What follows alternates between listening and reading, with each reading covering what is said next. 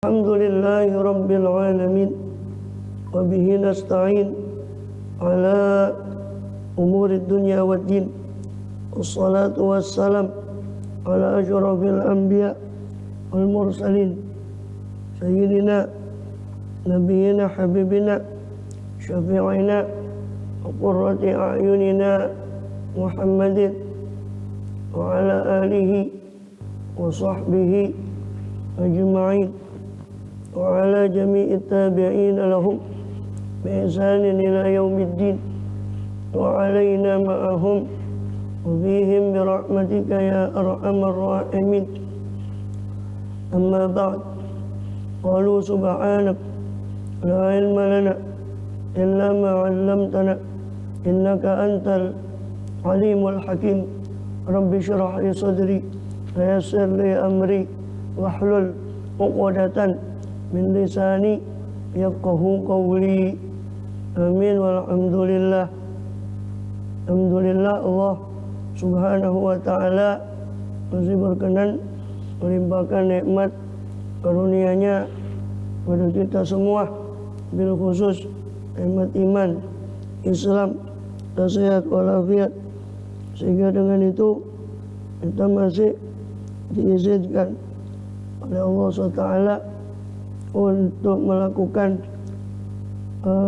segala kegiatan kita, khususnya dalam rangka beribadah, menunaikan tugas utama kita dalam kehidupan dunia ini, yang beribadah kepada Allah Subhanahu wa ta'ala.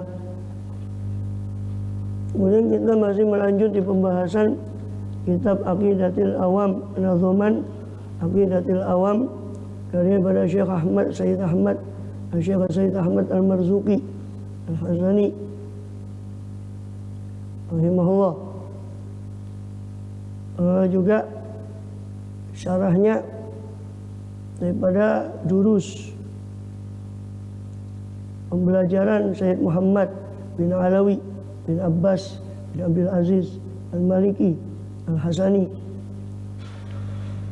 rahimahumullah radhiyallahu anhum, nafa'ana bihim bi ulumihim wa bi sairil awliya wassalihin fid dharain amin.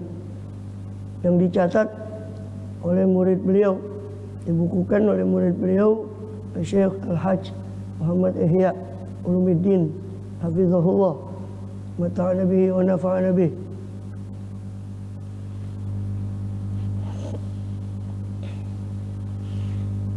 Terakhir kita sudah membahas tentang hari akhir. Imanuna biyaumi akhirin wajib wa kulli ma kana bihi minal ajab.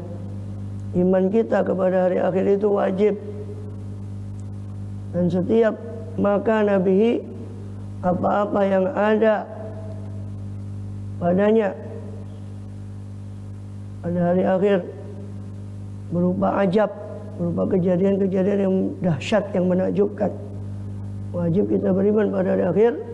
Dan dengan segala apa yang mengikuti hari akhir berupa kejadian-kejadian yang dahsyat, dan sudah kita bahas kejadian hari akhir dan apa kejadian-kejadian yang mengikutinya, bersirat dan sebagainya. Kemudian melanjut ke pasal ke-7 tentang Nabiuna Muhammad SAW, Al-Faslus Sabi.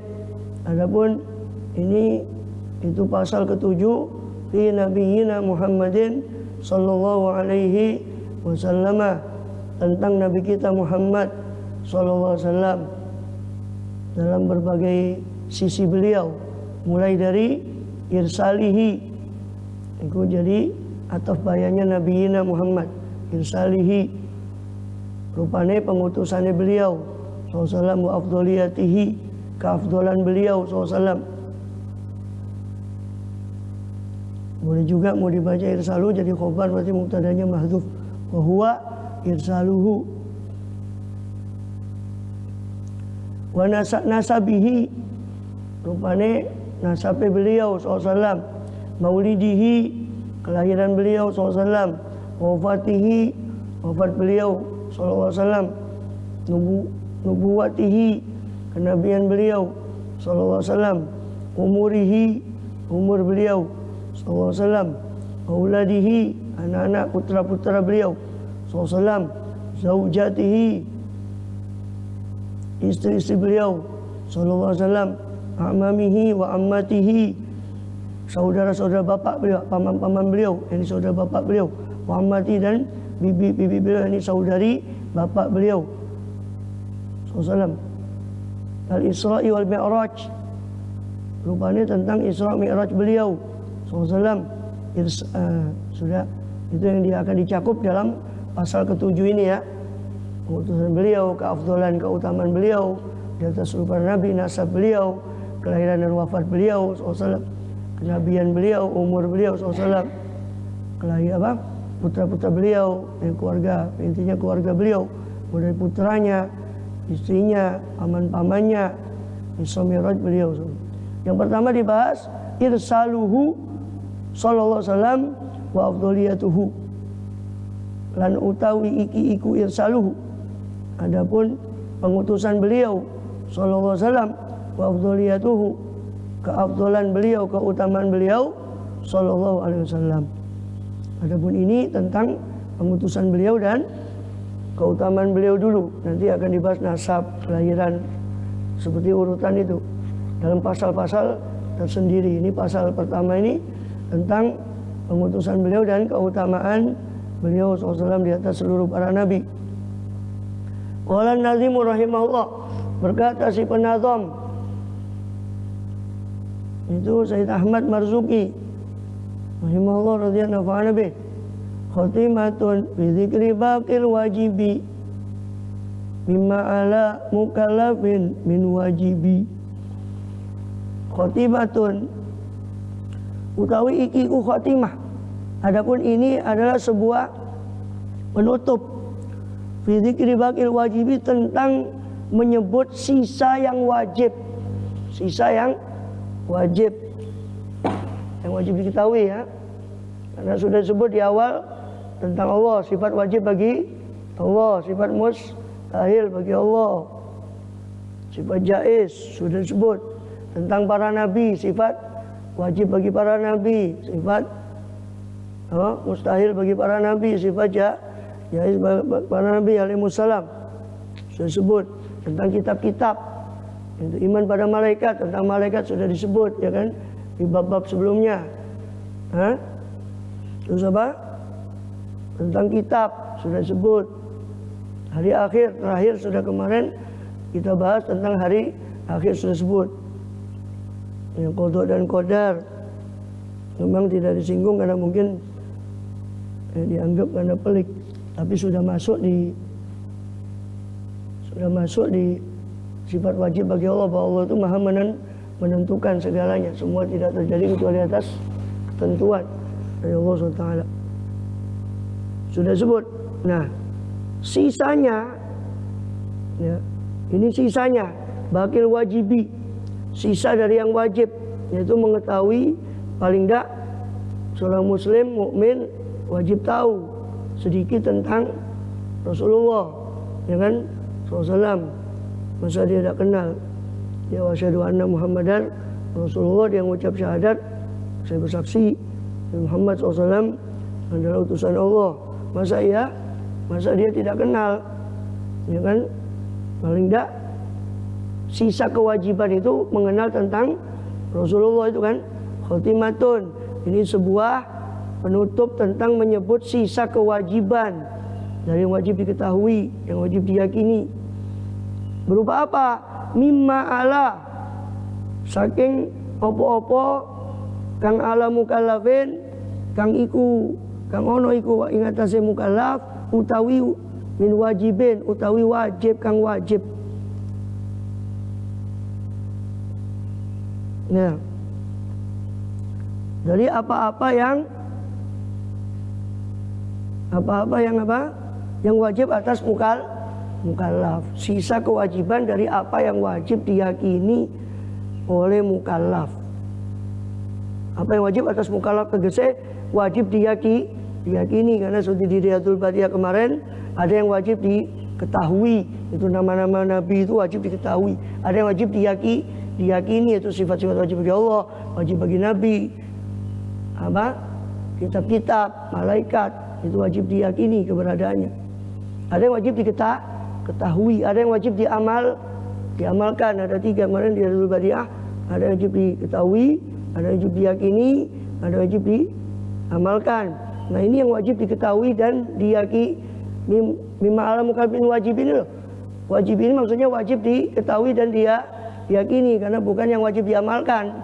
Karena wajib diamalkan dipelajari di fikih, ya kan? Yang wajib diamalkan itu dipelajari di fikih, sholat, sesuci. Ini di sini dipelajari ilmu akidah ini yang wajib diketahui dan diyakini. Nabiyuna Muhammadun qad ursila lil alamina rahmatan wa fuddila. Adapun Nabi kita Muhammad itu sallallahu alaihi wasallam qad ursila, sungguh telah diutus siapa beliau, lil alamina, untuk seluruh alam, rahmatan, sebagai rahmat, utawi kelawan pengutusan rahmat.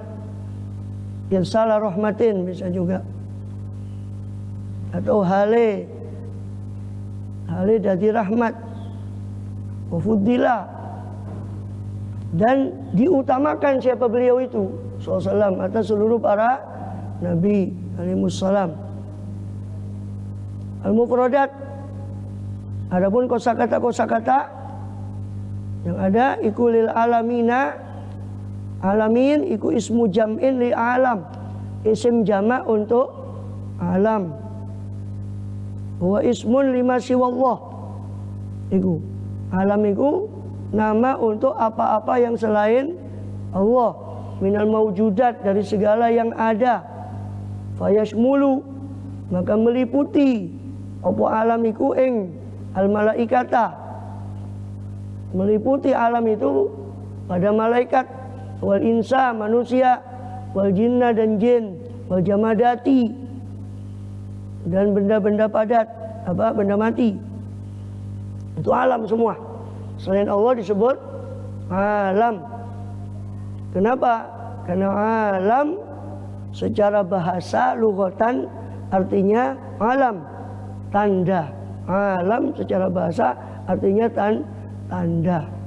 Secara istilah alam itu yaitu tadi kullu ma siwallah, itu alam istilahan.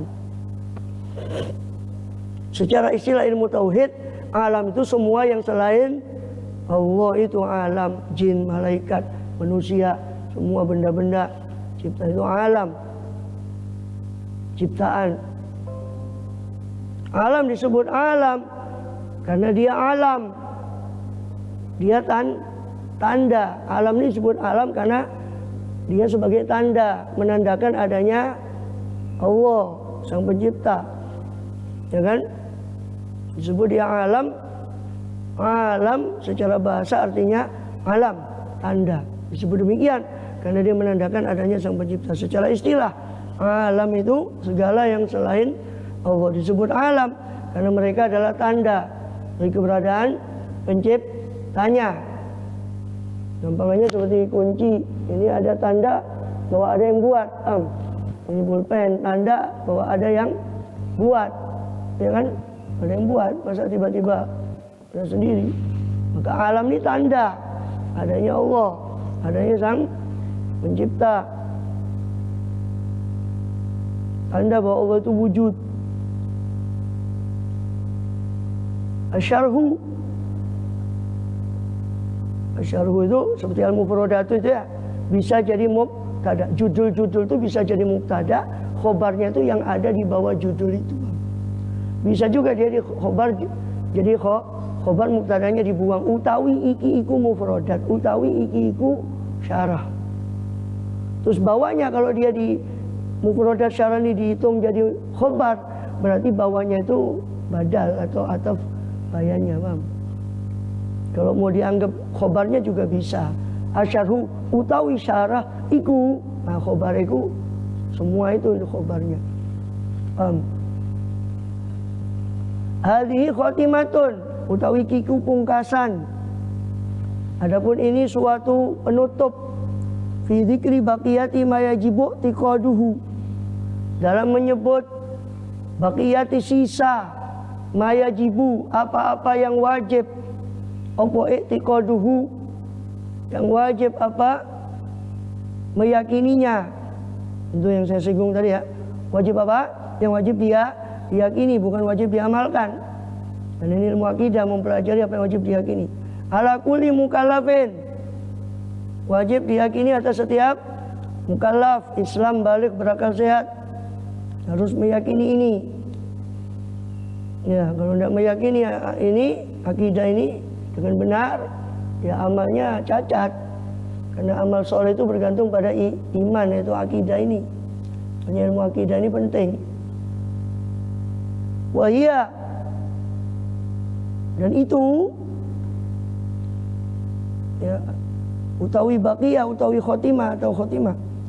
Dan adapun penutup itu atau baqiyah, sisa yang wajib diyakini, iku annallaha, itu adapun sesungguhnya Allah Subhanahu wa taala, itu sesungguhnya adapun Allah Subhanahu wa taala arsala, telah mengutus sapa Allah ing nabiyana, akan nabi kita Muhammadan sallallahu alaihi wasallam.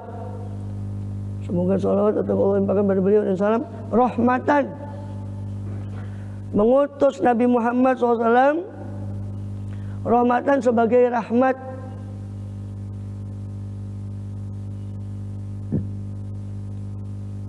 Bisa juga halnya rahmat, halnya dari rahmat lil alamina, bagi seluruh alam,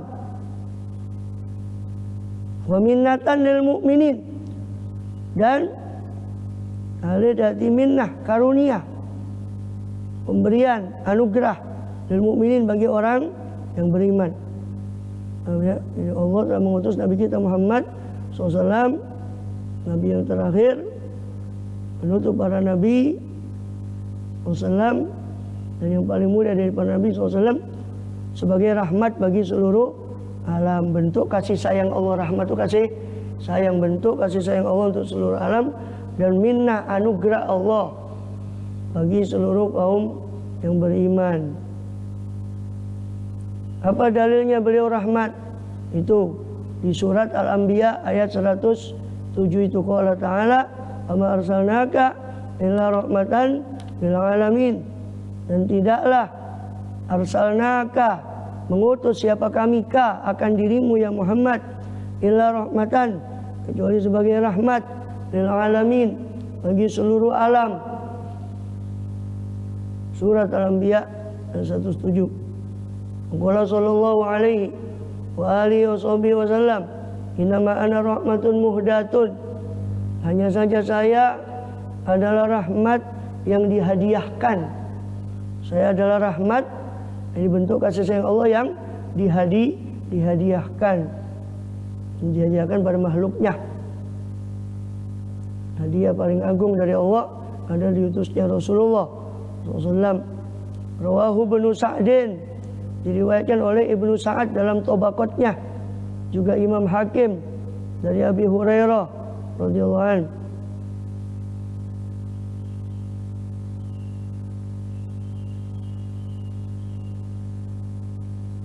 Ibnu Sa'ad itu punya kitab Tabaqat, yaitu awal Islam, maksud tabi'in. Awal kitab sirah itu, sejarah itu Ibn Sa'ad itu termasuk, sebelum Ibn Hisham. Lebih awal lagi maghazinya Musa bin Uqbah, cuma nggak sampai ke kita kitabnya. Musa bin Uqbah itu tabi'in, perawi apa, termasuk Rijalul Bukhari. Imam Bukhari meriwayatkan dari murid-muridnya Musa bin Uqbah. Itu menulis sirah pertama kali, judulnya Al-Maghazi. Nah, tapi walaupun tidak sampai ke kita, maghazinya Ibnu Ishaq, maghazinya siapa? Maghazinya Musa bin Uqbah itu sudah terekam dalam kitabnya Ibn Ishaq, sirahnya Ibn Ishaq. Ibn Ishaq ini yang pertama kali menyendirikan sirah, sekitar 150-an lebih, mungkin 150. Ibn Ishaq ini yang pertama kali menyendirikan sirah di kitab sendiri. Dengan thariqat ahli hadis karena beliau masih dekat dengan Rasulullah. An hadasana fulan, sirahnya Ibn Ishaq itu. Nah, sirah Ibn Ishaq jadi Musa bin Uqbah nggak sampai ke kita maghazinya. Maghazinya nggak sampai ke kita. Kitab maghazinya Musa bin Uqbah itu. Tapi sudah direkam sama Ibnu Ishaq di dalam kitab. Ibnu Ishaq juga, kalau Ibnu Ishaq kalau nggak salah ada sampai itu. Cuma itu sudah direkam. Ibnu Ishaq itu sudah dirangkum sama bahkan ditambahi oleh Ibnu Hisham tahun 200-an Hijriah. Makanya paling terkenal orang kenalnya sirah Ibnu Hisham. Itu sirah awal tahun 200 Hijriah. Itu yang menyendirikan sirah, ya kan? Selain beliau-beliau itu, seperti Imam Bukhari, Imam Muslim, itu dia bikin sirah langsung di kitabnya. Seperti Imam Bukhari kan di Jami'us Shahih Bukhari itu ada kitab khusus, pasal khusus tentang Rasulullah SAW di Kitabul Manaqib itu. Tapi tidak disendirikan oleh Imam Bukhari, ya jadi satu sama Sahih Bukhari. Tapi Imam Bukhari ngarang nyusun lagi Tarikh Kabir, punyanya Imam Bukhari nyusun tarikh. Tapi bukan sirah secara khusus. Apa bedanya tarikh sama sirah ya? Kalau sirah kan khusus untuk Rasulullah. Tarikh itu seperti Ibnu Katsir itu nyusun tarikh Al-Bidayah wa Nihayah, permulaan dan penghabisan. Itu beliau susun dari mulai zaman Nabi Adam, bahkan terciptanya alam ini Nabi Adam sampai nihayanya di zaman beliau Ibnu Katsir tahun 700. Itu namanya tarikh. Kalau khusus tentang Rasulullah itu namanya sirah, khusus kehidupan Rasulullah SAW. Ya. Khusus Khulafaur Rasyidin itu sebagian menyebut tarikh, ya. Sebagian masih memasukkan ke sirah. Tapi Tarikhul Khulafa, Khulafaur Rasyidin termasuk itu tarikh. Jadi ada ulama-ulama yang menyendirikan sirah itu dalam buku sendiri. Seperti Ibn Ishaq tadi dirangkum sama Ibn Hisham, yang terkenal itu sirahnya Ibn Hisham. Tapi banyak juga yang tidak menyendirikan, seperti Abu Dawud, seperti Imam Bukhari, Imam Muslim itu menyusun langsung dalam kitab hadisnya. Allah Ta'ala, Imam Hakim juga meriwayatkan dari Abi Hurairah radhiyallahu anhu, Allah berfirman, laqad manallahu 'alal mu'minina idz ba'atsa fihim rasulan min anfusihim. Laqad manallahu, laqad secara i'rab kalau ada laqad itu berarti tersimpan sumpah. Lam itu rabita li jawabi qasamin mahdzuf. Takdiru wallahi laqad, demi Allah sungguh. Takdiru wallahu a'lam. Laqad manallahu, kalau mentakdirkan Quran itu wallahu a'lam. Karena hanya Allah yang tahu takdirnya, itu kan perkiraan para ahli nahwu. Wallah takdiru wallahu a'lam wallahi laqad manallahu, demi Allah sungguh telah manna, telah memberi anugerah karunia siapa Allah alal mukminin, atas orang mukmin. Atau bisa jadi manna itu maknanya mengungkit pemberian, dan Allah pantas untuk mengungkit pemberian atas orang mukmin. Apa pemberiannya? Idz ba'atsa fihim rasulan, ketika ba'atsa mengutus siapa Allah fihim di antara mereka orang-orang yang beriman mukminin, rasulan akan seorang utusan, min anfusihim, dari diri mereka sendiri. Itu pegangan udah gitu. Tidak. Ya. Terus yatlu alaihim ayatihi. Ya, yang Rasul itu yatlu. Ya, jumlah fi'liyah yatlu itu jatuh setelah nakira rasulan. Yang membacakan siapa Rasul tadi alaihim kepada orang-orang mukmin, ing ayatihi akan beberapa ayat-ayatnya Allah. Wa yuzakkihim, dan mensucikan Siapa Rasul tadi? Him, kepada mereka orang-orang mukmin. Mensucikan dari apa? Mensucikan dari kesyirikan.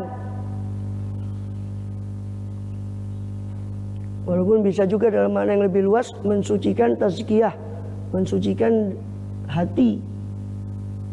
Bukan hanya dari syirik, tapi dari penyakit hati, tazkiyah. Wa yu'allimuhumul kitaba, dan mengajarkan siapa Rasul tadi?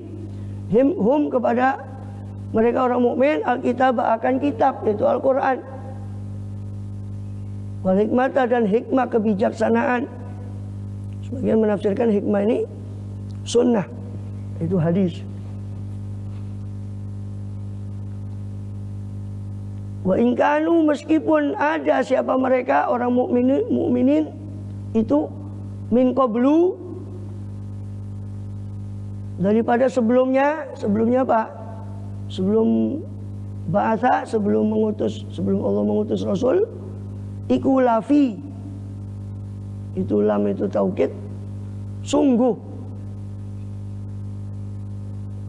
berada fi dhalalim mubin, berada orang mukmin itu dalam kesesatan yang nyata. Surat Al-Imran ayat 164.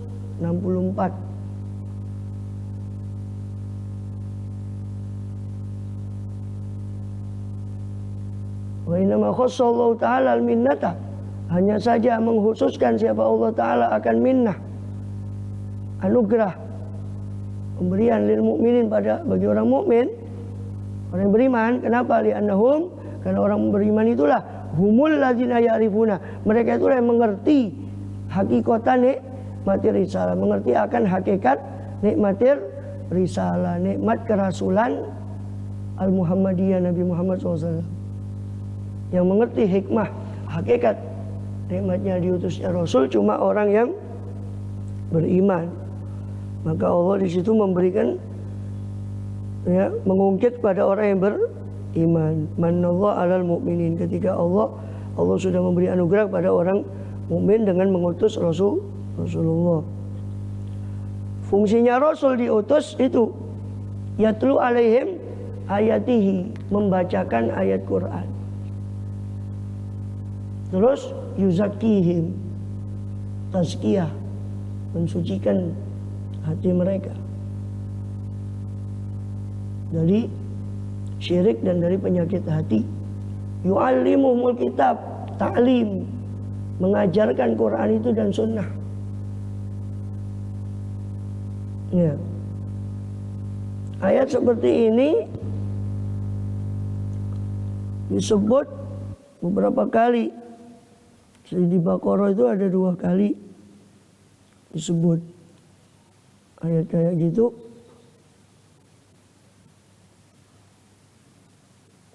Rabbana wa ba'athihim rasulan minhum yatlu alaihim ayatika wa yu'allimuhumul kitaba wal hikmah.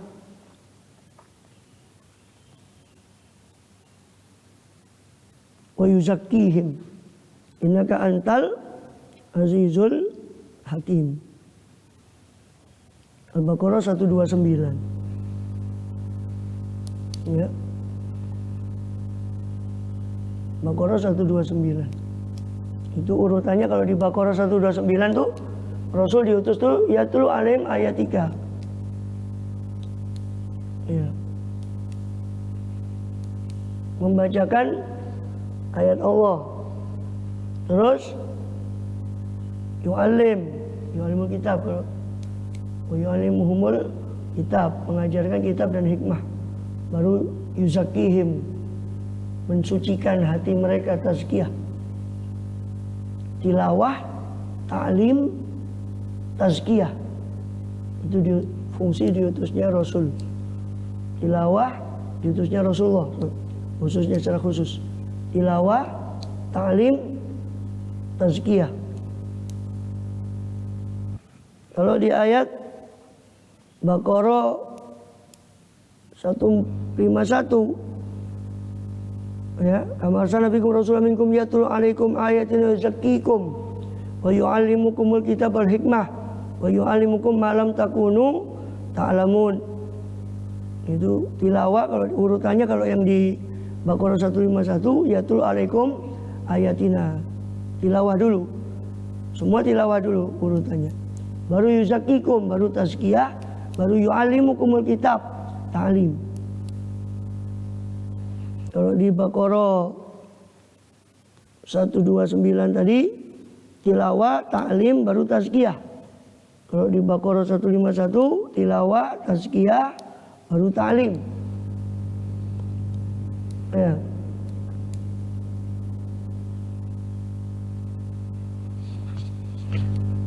Tilawah, tazkiyah, baru ta'lim.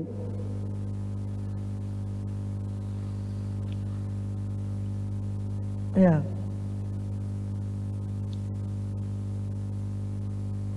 Kalau yang di sini Ali Imran 164.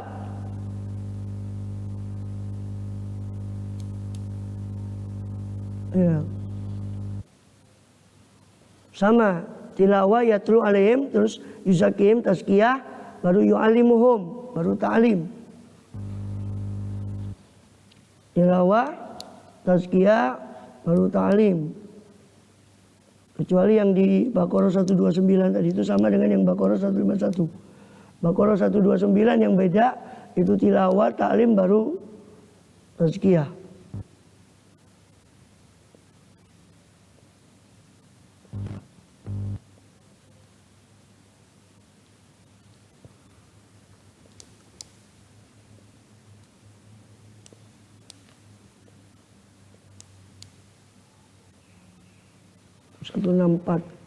Ali Imran 164.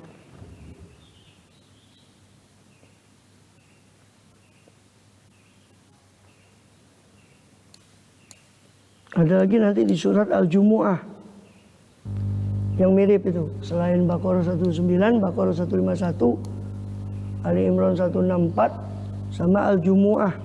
Al-Jumu'ah ayat 2. Huwallazi ba'atsa fil ummiyina rasulan minhum yatlu alaihim ayatihi wa yuzakkihim wa yu'allimuhumul kitaba wal hikmata wa in kanu min qablu lafi dhalalim mubin. Itu di Jumu'ah ayat 2. Ada 4 macam ayat yang mirip itu dengan ini. Baqarah 129, Baqarah 151, Ali Imran 164, sama Al-Jumu'ah ayat 2. Di Al-Jumu'ah ayat 2 urutannya waladzi ba'atsa fil ummiyina rasulan minhum yatlu. Sama tilawah dulu, yatlu alaihim ayatihi. Wa yuzakkihim, tazkiyah dulu. Wa yu'allimul kitaba, baru ta'lim wal hikmah. Jadi dari 4 ayat, 3 ayat itu urutannya tilawah, tazkiyah, baru ta'lim. Cuma 1 ayat yang di Baqarah 129 itu yang urutannya tilawah, ta'lim, baru tazkiyah.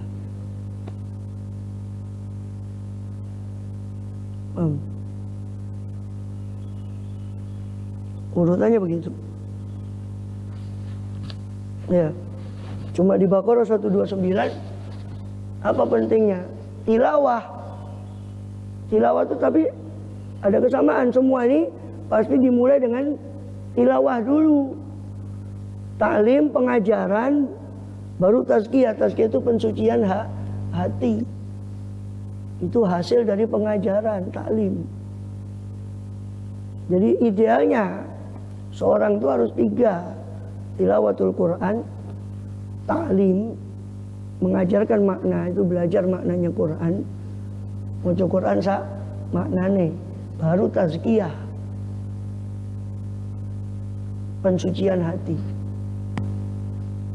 Makanya saya katakan di wali-wali santri, orang-orang secara umum, sekarang ini mohon maaf, anaknya di TPQ, ya dulu malah namanya TPA, saya tidak setuju. TPA itu tempat pembuangan akhir, saya bilang lebih cocok itu TPQ, TPA lah, itu tempat pembuangan akhir sampah, itu TPA. TPQ, dia taruh anaknya di TPQ, selesai baca Quran dianggap sudah selesai, kan gitu. Kebanyakan masyarakat kita loh, dipikir anaknya sudah di TPQ selesai, padahal TPQ belum mengcover semua.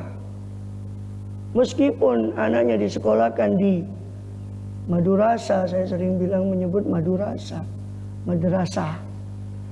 karena kualitas madrasah itu enggak seperti dulu. Ini agak menjabar ya. Saya penjelasan sebenarnya kan intinya ke Rasulullah tadi. Coba mumpung saya ingat, dan ini sebagai wawasan antum ya. Dulu kita kenal sejarah pendidikan Indonesia ya.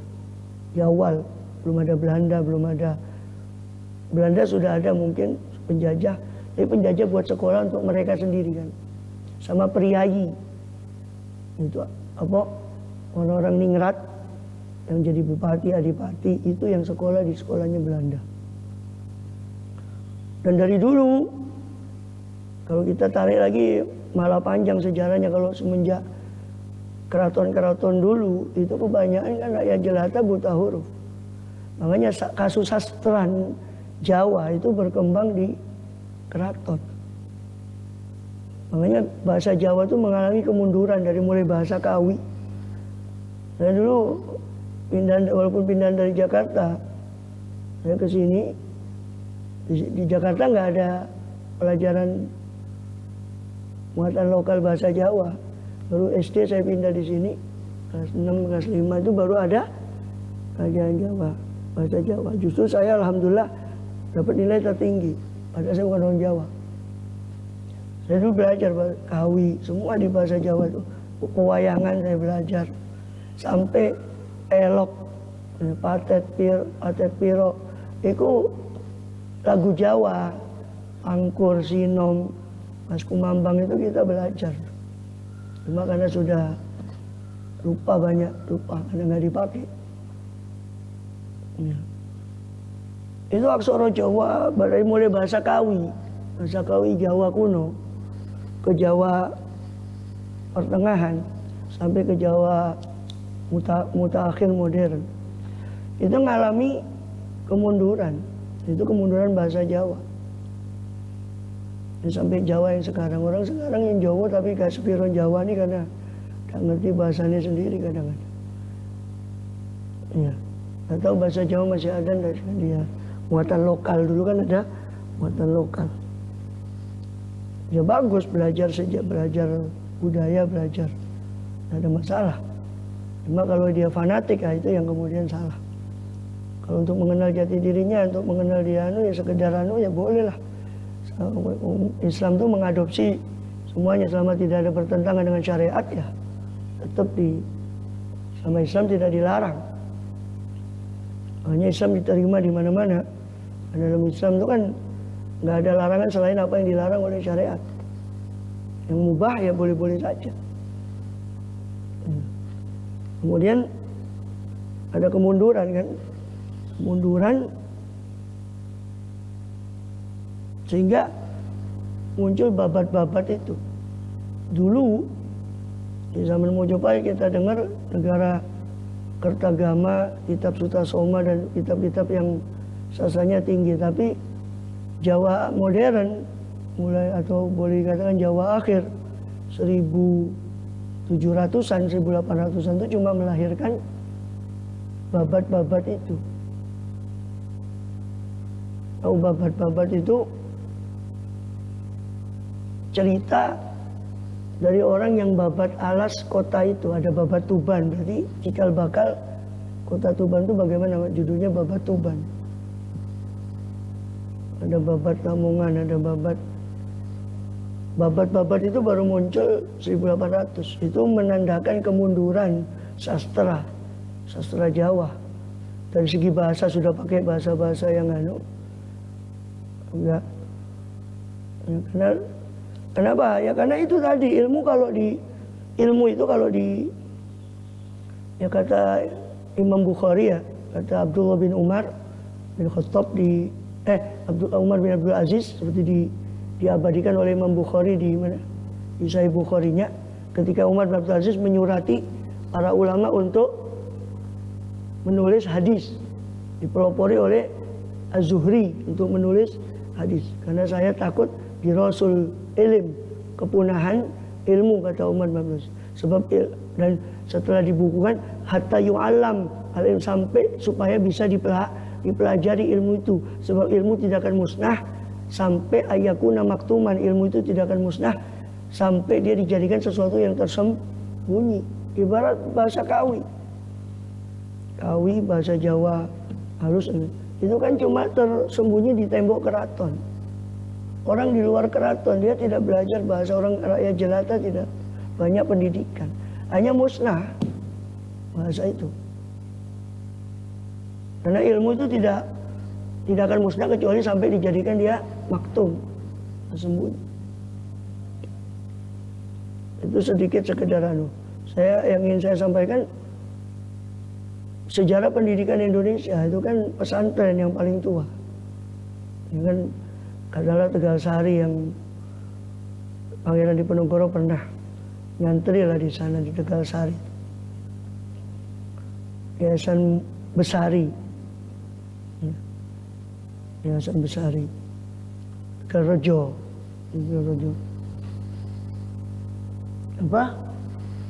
apa namanya? Pesantren. Belanda baru ya mungkin buat, tidak tahu saya persisnya tahun berapa Belanda buat sekolah-sekolah di sini, karena Belanda itu sudah lama bercokol di sini tapi belum netep. Sebab Belanda itu sekedar tahu saja sejarah, ya, sejarah bahwa Belanda awal bercokol di sini bukan sebagai pemerintahan, bukan sebagai negara Belanda, tapi perusahaan dagang, itu VOC, Verenigd Oost-Indische Company dalam bahasa Belanda, ya. Jadi VOC itu intinya apa? Perusahaan dagang Belanda, perusahaan dagang Belanda. Ya, VOC itu Verenigd Oost-Indische Company. Ini kongsi dagang Belanda. Itu tahun 1602 didirikan. Jadi Belanda masuk ke Indonesia bukan sebagai negara waktu itu, perusahaan dagang. Karena serakah, lihat di Maluku di mana ada apa?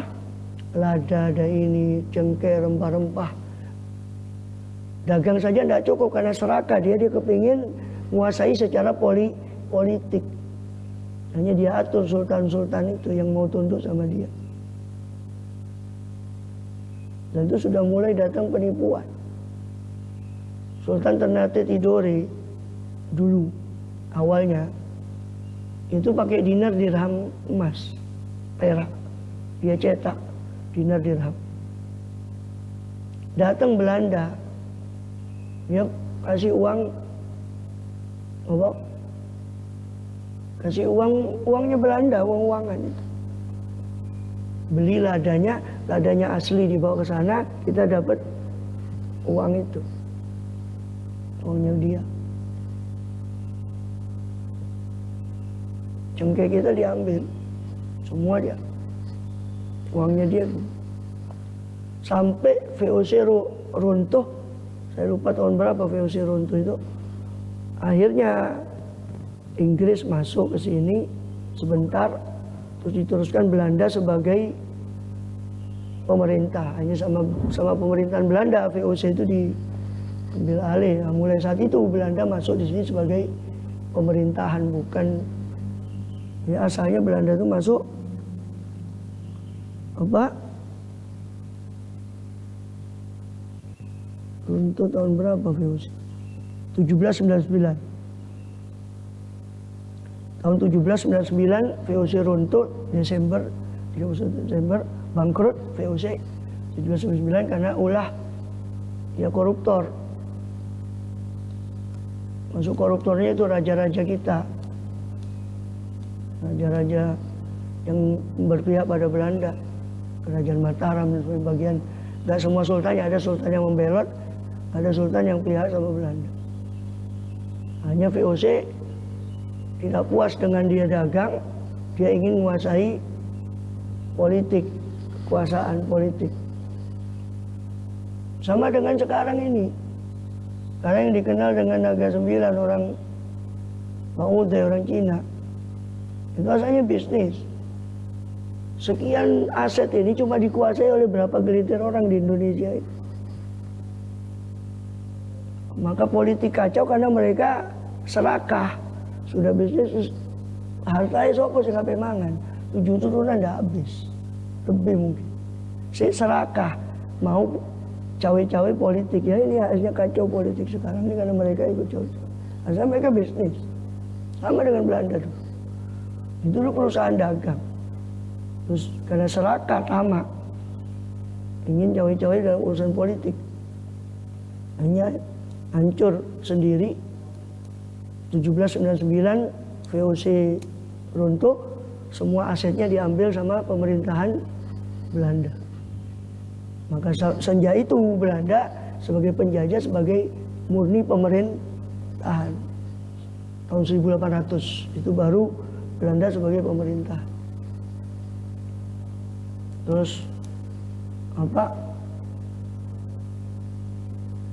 namanya, pemerintahan itu pun mungkin mereka mendirikan, nggak tahu awal mendirikan sekolah di sini tahun berapa ya, lupa saya. Awal Belanda mendirikan sekolah.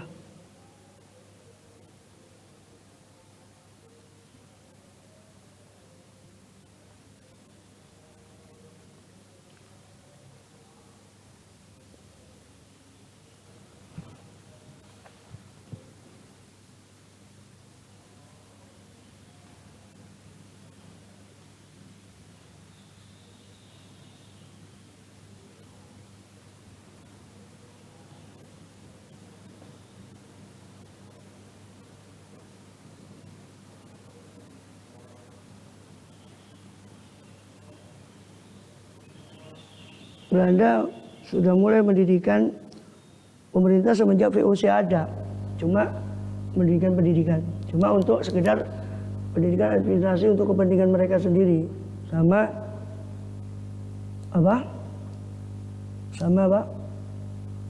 Kristenisasi.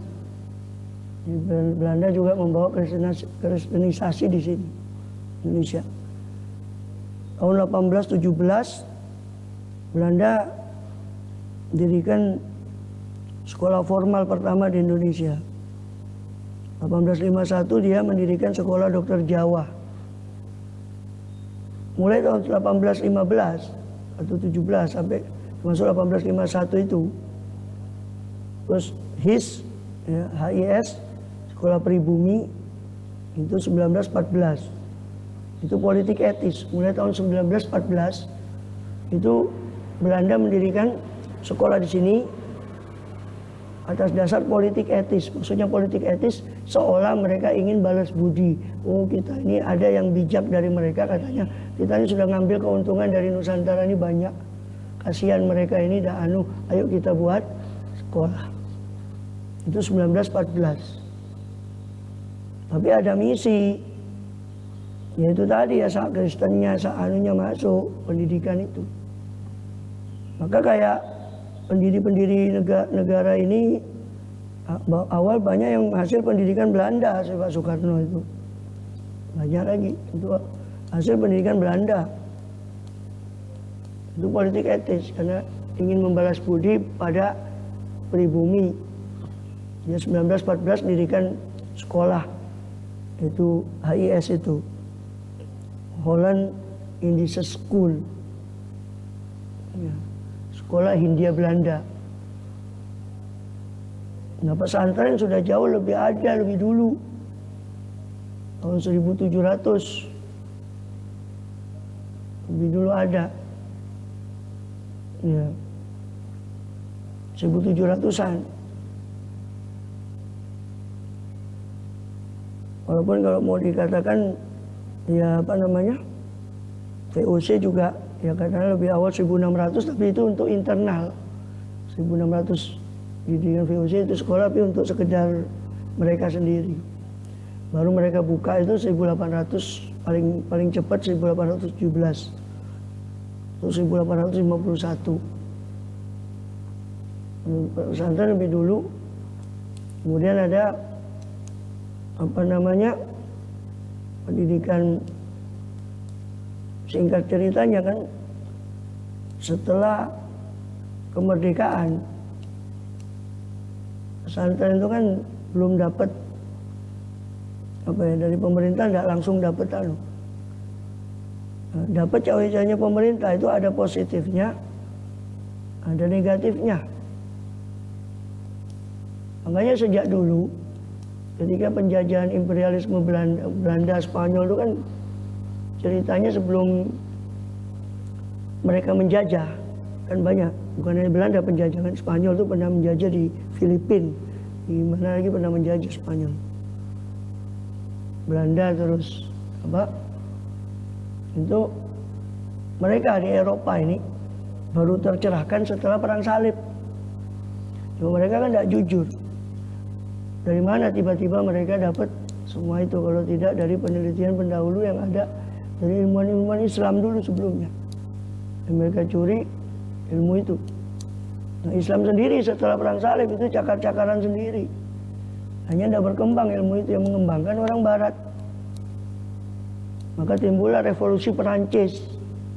Tahun 1600 itu revolusi Perancis yang ditemukannya mesin uap dan sebagainya itu, sehingga buruh itu ada namanya ditemukan mesin, buruh kan tidak seberapa dibutuhkan ya sebagian, hanya terjadi revolusi dengan ditemukannya mesin itu 1600 akhir lah, 1700 awal Perancis, yang disebut oleh mereka sebagai Renaissance, pembaharuan ya, pencerahan lah.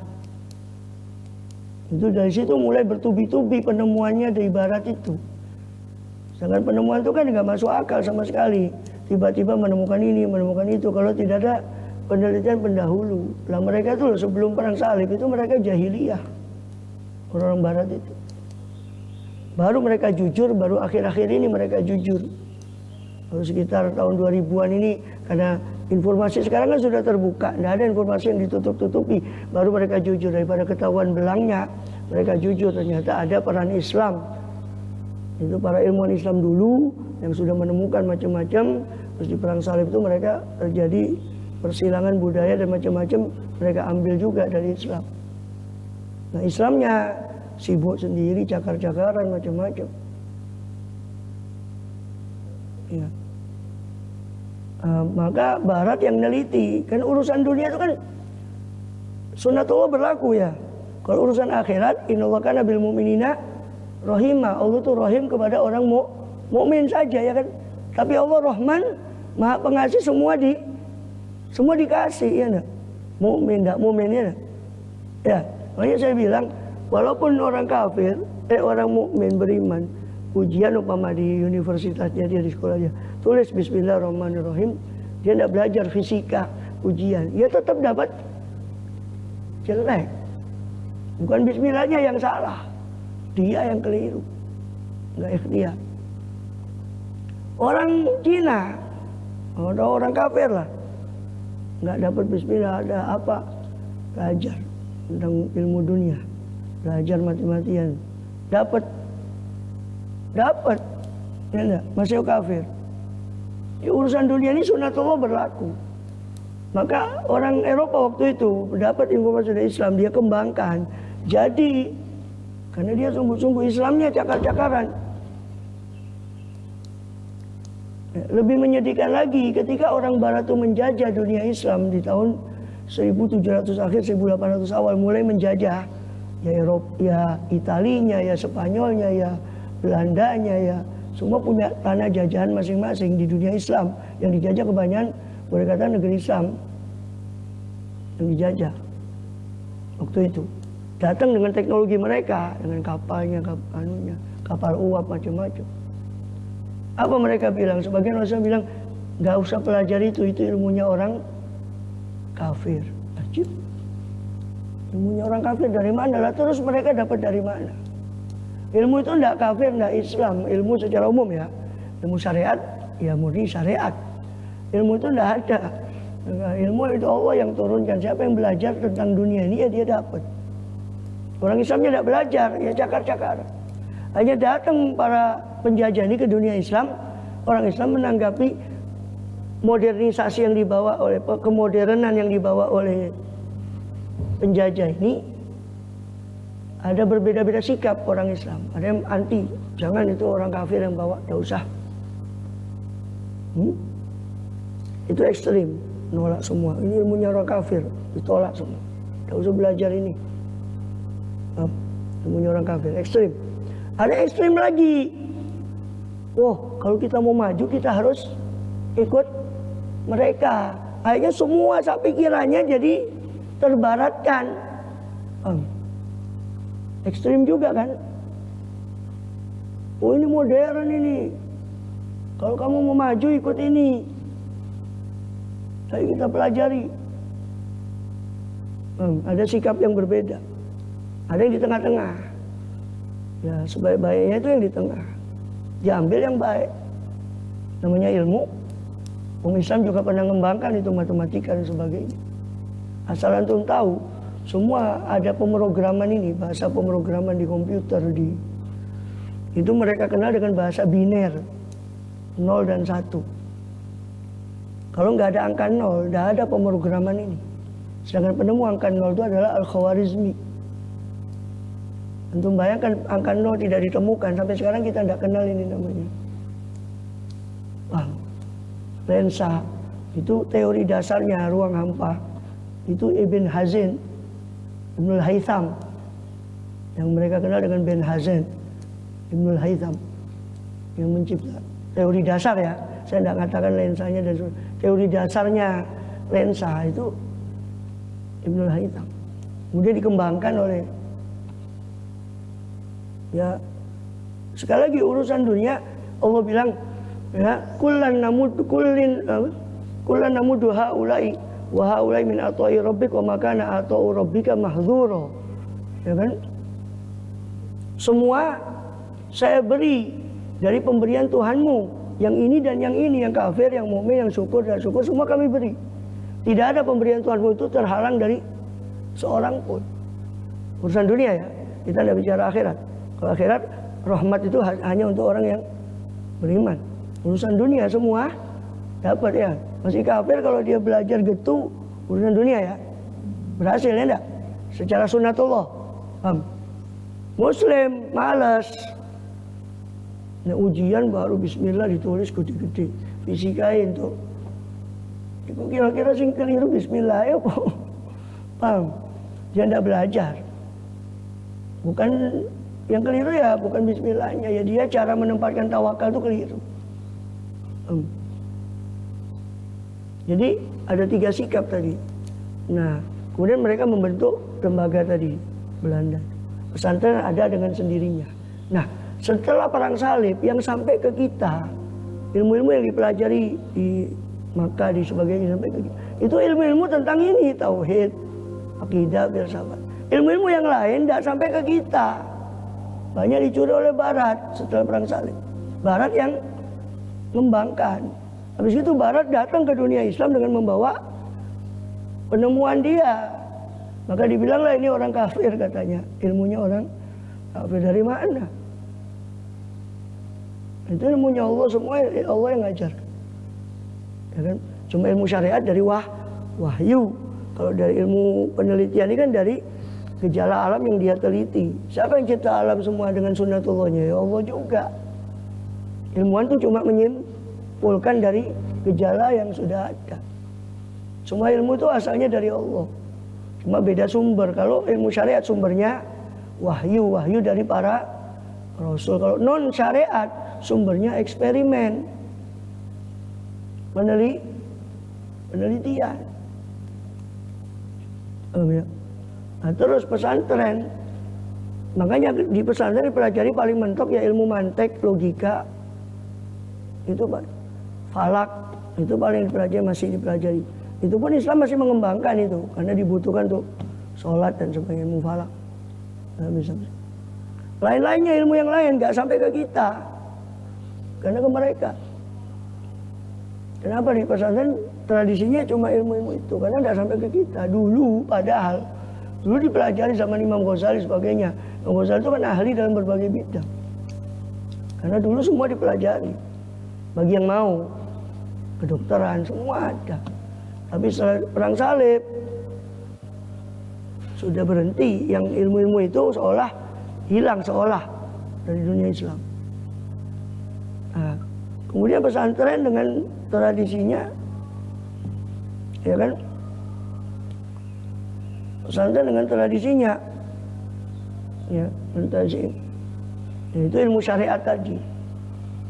Nah, ilmu syariat itu apa? Ilmu syariat itu 3 itu. Ya, undang-undangannya 3. Tilawah, tazkiyah, dan taklim. Tilawah itu membaca. Kaitannya sama tadi yang saya sampaikan. Orang sekarang kan anaknya bisa baca di TPQ seolah sudah selesai. Padahal masih ada kewajiban ilmu-ilmu yang fardhu ain yang dia harus tahu. Seperti ilmu tauhid ini. Ilmu tentang sholatnya, fikih, dasar fikih, dasar tauhid. Ya kan? Nah. Jadi yatlu membaca itu kan baru tahap awal. Tilawah itu tahap awal, masih ada taklim dan tazkiyah. Orang cuma baca Quran toh. Saya nggak mengatakan baca Quran jelek. Bagaimana kita katakan jelek? Quran itu satu-satunya teks suci yang dibaca saja. Paham atau tidak? Paham. Asal benar membacanya dia dapat pahala 1 huruf 10, minimal 10. Bisa 25, bisa 50, bisa 100. Dalam riwayat-riwayat lain. Kalau baca dalam sholat dengan berdiri 100 1 huruf. Teks suci satu-satunya yang bisa dapat pahala otomatis. Ngerti tidak ngerti itu Quran. Baca tok. Tapi kan tilawah itu kan tahap pertama. Yatlu alaihim ayatihi. Rasul itu membacakan pada mereka ayat. Baca tok itu baru langkah pertama. Kamu belajar di TPQ untuk membaca Quran. Itu membaca dan mau. Itu syukur-syukur mau baca Quran. Kebanyakan saya lihat anak-anak yang sekolah umum. Dia sudah di TPQ, sudah lulus. Qurannya malah mandek. Hanya suruh baca lagi. Karena sudah nggak kebiasa pelegak-pelegu. Padahal sudah pernah lulus Iqra atau sebangsanya. Itu baru kita baru dalam tahapan membaca. Yatlu alaihim ayati.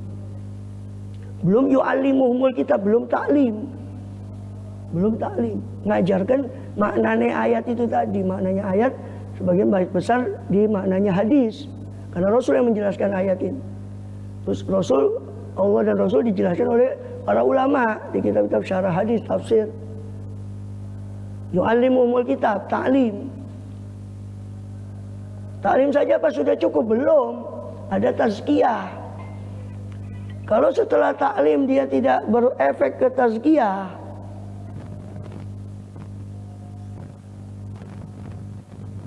ya, kalau taklim itu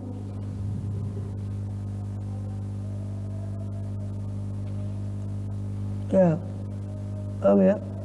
Kalau cuma apa? Kalau cuma apa tadi? Taklim saja, tidak berefek ke tazkiyah, berarti belum berhasil. Karena taklim itu ujungnya tazkiyah. Dari 4 ayat yang serupa dengan ini tadi. Baqarah 129, Baqarah 151, Ali Imran 164, sama surat Al-Jumu'ah ayat 2, ayat yang serupa. 3 ayat dari 4 ayat ini mendulukan tazkiyah, baru taklim. 1 ayat yang Al-Baqarah 129, yu'alimul kitab, baru yuzakihim, baru taklim dulu, baru tazkiyah, pensucian hati. Ini sedangkan di Quran itu 1 ayat 1 kalimat pun itu nggak ada yang disia-siakan posisi. Berarti ini bukan sia-sia Allah membolak-balik. Artinya mendahulukan tazkiyah sebelum taklim itu lebih diutamakan, walaupun taklim nanti juga akan berbuah tazkiyah. Makanya Imam Ghazali di Ihya-nya itu kan di Kitabul Ilm itu adab orang yang belajar. Itu harus pertama didahului dengan kebersihan hati. Sebab ilmu itu tempatnya di hati. Hati itu tempat turunnya malaikat berupa ilham. Kalau hatinya kotor, maka tidak ada Rizqul malaikat turun atau ilham itu tuh. Makanya tazkiyah didahulukan sebelum ta'lim. Itu maksudnya adab sebelum ilmu, tapi ilmunya harus dilanjut. Jangan cuma ngomong adab sebelum ilmu tapi nggak belajar ilmu. Itu jenenge wong males ngaji. Dan sering perkataan itu dipakai, kalau antum lihat di medsos itu dipakai. Saat tadi teni wae, iki wong males kebanyakan sing nganggo membuat perkataan itu. Yang memakai perkataan itu orang yang malas ngaji. Adab sebelum ilmu, ya betul. Tapi adab tuh gak ada, kalau ilmu nih ya gak iso. Ilmu kalau adabnya ya jelas gak bisa juga. Dua-duanya. Tazkiyah, ta'lim. Tilawah, membaca. Jadi orang jangan puas dengan membaca. Baca Quran, alhamdulillah sih gelem maca iku saiki. Syukur sih gelem maca Quran itu alhamdulillah. Itu baru tahapan baca. Yang pernah saya jelaskan di kesempatan lain kan, orang kita ini orang Indonesia malas baca. Orang kita ini malas baca. Orang Indonesia ini malas baca. Itu baru tahapan baca, tilawah, belum ta'lim, belum tazkiyah. Ya kan? Jadi syaratnya ta'lim itu yuzakihim baru yu'alimul kitab. Tazkiyah itu yang penting adalah tazkiyah adab dia dalam ta'lim itu. Salah satunya membenarkan niat tadi, nawaitu ta'alluma. Paling pokoknya tentang tazkiyah sebelum ta'lim adalah masalah membenarkan niat. Makanya di mana Bidayatul Hidayah kan kalimat pertama Imam Ghazali kan i'lam ayyuhal haris, wahai orang yang kepingin menuntut ilmu. Kalau kau menuntut ilmu cuma untuk kan gitu awal bidayah. Yang beliau sentil langsung itu masalah niat. Imam Ghazali. Ya kan? Nah berarti orang kalau tilawah cuma puas dengan baca belum selesai. Gak gablek, gak iso, gak paham. Tapi tilawah sama taklim saja, kalau tidak memperhatikan tazkiyah ya juga berarti tidak lolos. Berarti taklimnya konslet. Karena taklim yang betul harus melahirkan tazkiyah, yu'allimuhumul kitaba wa yuzakkihim. Jadi dua urutannya ya. 3 ayat mengurutkan tilawah dulu, terus tazkiyah, pensucian hati, baru ta'lim, pengajaran. Ya, pengajaran, pendidikan itu lebih ke tazkiyahnya. Kalau pengajaran ta'lim itu lebih ke transfer informasi, transfer ilmu. Tarbiyah itu pendidikan jiwa, pendidikan perilaku, itu tarbiyah, tazkiyah tadi. 3 ayat mendahulukan tilawah dulu, baru tazkiyah, baru ta'lim. 1 ayat tilawah, ta'lim, tazkiyah. Artinya dua-duanya penting. Dimulai tazkiyah, adab-adab orang menuntut. Makanya kita bacakan kemarin kayak Adabul Alim wal Mutalim punyanya Syekh Hasyim Asy'ari. Kitab Adabul apa? Ta'lim apa? Adabu apa? Ya, kitab Ta'limul Mutalim itu sebenarnya kepingin mau saya bacakan lagi itu. Ya. Karena antum sudah mungkin di sana ya. Tapi mau saya bacakan lagi nanti khususnya kepada yang umum lah. Adabul Ta'lim.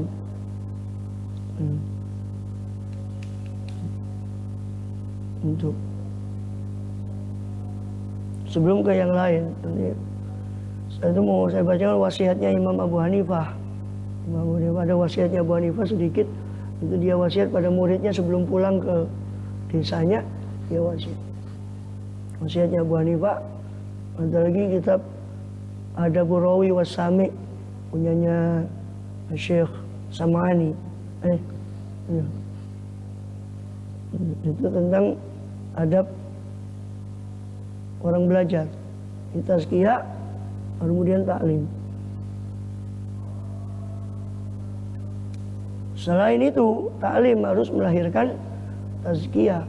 Kalau tidak gitu berarti taklimnya tidak berhasil. Kalau ada taklim, pengajaran, kalau tidak melahirkan tazkiyah, itu berarti konslet. Karena urutannya begitu. Tilawah, tazkiyah, ta'lim, tazkiyah. Kalau mau digabung 4 ayat tadi.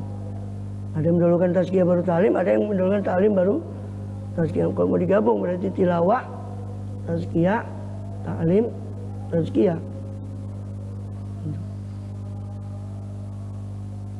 Qul asauka fal khalq wallahu a'lam bis-shawab. Oh ya, poin yang masih luput tadi tentang masalah sekolah madrasah. Jadi pemerintah baru melirik ke pesantren setelah itu. Nggak tahu, lupa saya tahun berapa yang persisnya, baru melirik ke pendidikan pesantren. Cuma ini ada nikmat, ada musibah. Cawe-cawenya pemerintah ke dalam pendidikan pesantren itu ada nikmat, ada musibah. Nikmatnya mungkin yang mereka anggap penggelontoran dana macam-macam.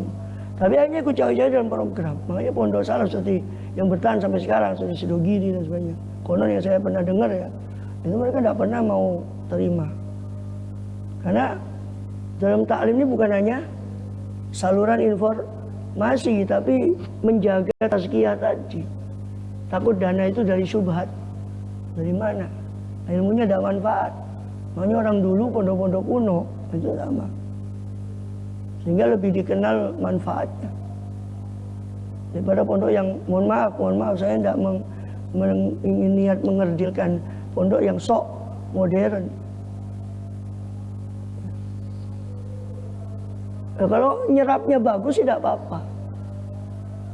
Hanya saya itu sebenarnya kepingin ya, mulai kita akan transfer ilmu, hatta ilmu tentang masalah itu akan kepingin kita ajarkan. Biologi, tapi dasar-dasar ilmu alam itu semua. Tapi yang ada pada saya itu cuma pengajaran itu. Yang punya ijazah resmi itu pemerintah. Karena saya lihat orang ngantong ijazah SMA, SMP sekarang ya, pendidikan bagi setelah zaman Covid itu kosong. La fisika, wala kimia, wala apa yang mereka paham. Cuma ijazahnya lulus gitu aja. Hanya tidak manfaat. Maka kepinginnya itu, karena ilmu tadi yang saya katakan, ilmu itu semua dari Allah. Nggak ada ilmu bertentangan antara syariat dengan sumbernya satu dari Allah. Kalau syariat dengan ilmu anu bertentangan, berarti yang harus dikoreksi ilmu umumnya. Kalau syariatnya tidak mungkin. Pasti ada yang keliru dalam penelitiannya dia. Ya kan? Seperti dulu orang menyangka matahari itu diem. Ya, Quran bilang wasyamsu tajri, berarti yang keliru penelitiannya bukan Qurannya. Ternyata diteliti lagi baru ditemukan kan, ternyata matahari itu tidak diem. Gitu. Nah, mungkin ilmu itu bertentangan. Maka harus dua-duanya bisa seiring. Jadi efek buruknya dari pemerintah ikutan hanya termodernkan. Saya lebih cocok pondok salaf yang kayak Sidogiri itu, asli ilmu salaf, daripada sekedar mengadopsi sekolahan kemudian membuat sekolah tapi isinya mohon maaf kadang yang nggak semua ya, ada memang yang unggulan sekolahnya. Tapi kebanyakan sekolah yang saya lihat di pondok itu sekedar sekolah pokok ijazah keluar. Nah kalau gitu buat apa? Lumung mantapkan di ilmu salafnya. Kalau mau ilmu umum, saya kasih ilmu umumnya, saya ajarkan baik fisika, biologi. Ijazahnya sekedar nunut ujian paket. Itu lebih efektif, dia lebih fokus. Ketimbang di sekolah umum, di sekolah, ini pikiran saya pribadi ya, tanpa ingin menyudutkan siapapun. Ya kan, lebih fokus ke salaf, ke ilmu-ilmu itu tadi, ketimbang nanti mana ribut sekolah umumnya, mana ribut pondoknya. Hanya la ini wala ini, katanya orang Arab, la Yusuf wala komiso. Yusufnya ndak, baju gamisnya juga ndak. Gamisnya Yusuf tuh kan dikasihkan ke ayahnya. La Yusuf wala komiso, ininya nggak dapat, itunya juga nggak dapat. Maka kurikulum yang tepat itu seperti Imam Ghazali, ilmu fardu ain dulu, terus fardu kifayah. Fardu kifayah dipilih yang penting. Itu fardu kifayah yang tentang agama, baru nanti fardu kifayah yang umum tadi itu, ilmu pengetahuan umum yang fardu kifayah. Itu urutannya harusnya begitu. Sehingga dua-duanya dapat. Jadi yang saya ingin sampaikan begitu. Jadi cawe-cawenya pemerintah setelah kemerdekaan kepada pendidikan pondok pesantren, ya ada nilai positif, ada nilai negatifnya. Karena dia merasa menggelontorkan dana, dan dana ini pun oleh pemangku pondok yang kuno itu nggak disetujui, belum ada korupsi. Ada korupsinya sih.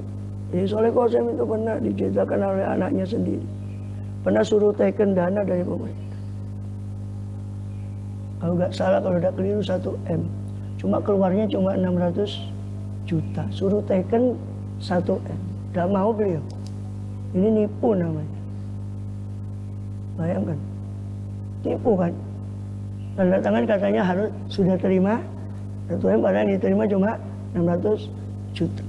400 jutanya kemana? Ya ke kantongnya. Maka dari itu banyak pemangku-pemangku Salawis Jarno, HP robo ya robo pondok sono. Ini nggak usah jauh-jauh, kamu lihat di sini aja. Mana pondok sono itu? Ada Gus Ali waktu saya anunya sono ya, bukan Gus Alinya ini. Pernah saya itu ada pondoknya itu, kata pemangku saya lupa abahnya, ya Maksum apa ya Ahmad, bukan Maksum, ya Maksum ini, ya Maksum bin Abu Mansur bin Muhayyin, cucunya ya Muhayyin, bukan ya Maksum ketiga. Ya Ahmad anaknya, Ahmad Maksum. Ahmad bin Maksum bin Abu Mansur bin Muhayyin. Itu pondoknya gentengnya itu kuno. Dia bilang konon katanya, kata anaknya itu nggak boleh diganti, sudah Jarno gitu gentengnya. Diganti, ambiar muridnya, habis sekarang. Karena kata pendirinya jangan, terus biarkan. Nah, orang dulu itu mungkin dari ikhlasnya nih. Makanya dari kitab pun saya lebih milih bukan kitab-kitab baru, ya, kitab-kitab klasik itu yang kita pelajari lagi, kita khidmat. Sebagaimana saya pernah katakan, melestarikan yang lama yang bagus, mengambil yang baru yang lebih bagus. Lagi mana kita bisa ngambil baru yang lebih bagus, kalau kita belum tahu yang lama yang bagus itu belum kita belajar. Al-akhdhu bil. Jadi cawe-cawenya pemerintah macam-macam pada pendidikan pesantren, ada macam-macam, ada negatifnya, ada positifnya. Mungkin positifnya itu dana, fasilitas, tapi apa cukup? Karena pendidikan agama ini unik kan, dia ya zahir ya batin. Kalau mau utuh ya pendidikan agama itu ya zahir ya batin. Nah, ketidakhalalan macam-macam itu dari proyek pemerintah macam-macam itu mau tidak mau akan membekaskan pada apa yang diperoleh. Karena bukan hanya ini kan, tujuan pendidikan pesantren atau Islam yang diawali dengan pesantren itu kan unik. Karena zahir ya batin, ya ini, bukan hanya kecerdasan akal tapi hati. Nah ini yang sulit. Saya punya angan-angan, dia cerdas ininya, ya cerdas hatinya. Itu harusnya. Ya. Jadi idealnya seperti itu harusnya, bukan mengadopsi semua pendidikan umum itu. Akhirnya pesantren sekarang, mohon maaf, kadang ada sebagian dari mereka yang pesantren seperti itu hanya lebih tete ilmu umumnya, disuruh baca kitab dan bisa. Nah ini gimana? Ya walaupun ada bagusnya, untungnya dia ada celupan ilmu syariatnya kan gitu, sehingga dia ketika ngambil kejuruan, ono rek dari kejuruan itu yang backgroundnya juga pondok, ya bagus juga sih. Cuma akhirnya ya sehingga kini gak kecanda. Harusnya dipepeki dulu ilmu fardu kifayah yang ini, fardu kifayah yang syariat, baru dikasih ilmu fardu kifayah yang non syariat. Setelah dia selesai ilmu fardu kifayah yang syariat, kan ilmu itu ada syar'i ada non syar'i, seperti di pembagian Imam Ghazali di Ihya. Fardu kifayah yang syar'i dulu diselesaikan, baru fardu kifayah yang non syar'i. Nah nanti itu insya Allah bakal melahirkan, kalau jadi dokter pun ya dia menguasai betul-betul Jadi dakwah itu bukan hanya tugasnya kiai, dokter, ada teknokrat, ada insinyur macam-macam. Yang dia juga menguasai itu. Dan itu nggak mustahil, banyak kok. Saya punya pinduan itu sama kayak saya tidak mondok, cuma kitabnya itu melontok. Dan dia ngambil sampai S3, bahkan di Jepang, di ilmu komputer. Kan bagus gitu kan. Jadi punya doktor, punya tapi dia di mana-mana dia bisa juga nyambi untuk dakwah Islamnya. Karena mumpuni juga dalam bidang. Memang berat, cuma ya wallahu alam ya. Tapi nyatanya ada banyak orang yang bisa seperti itu.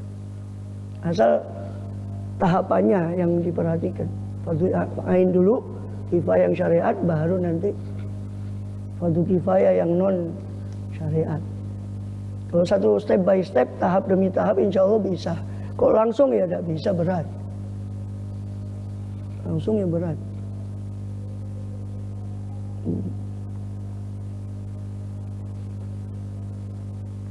Allahu a'lam. Saya panjang dalam masalah ayat itu, surat Al-Imran 1, karena itu surat, itu ayat itu unik dalam Quran, dan itu tentang pendidikan. Tugas utama Rasulullah SAW diutus itu ya tilawah, tazkiyah, dan ta'lim. Itu penting kaitan sama pendidikan.